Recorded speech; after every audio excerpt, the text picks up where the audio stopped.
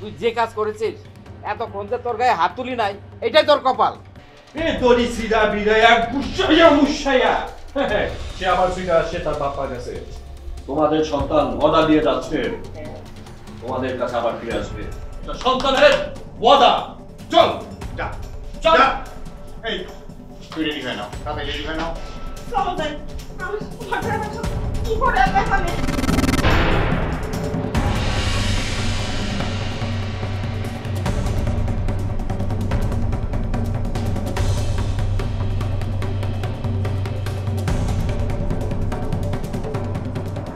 কিরে চলছে?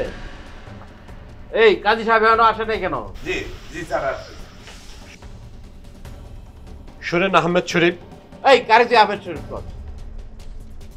হাবড়ায় তোর তো আবার দাঁত ভাঙিয়ে দেবো। তুই যে কাজ করেছিস এতক্ষণ যে তোর গায়ে হাত তুলি নাই এটাই তোর কপাল।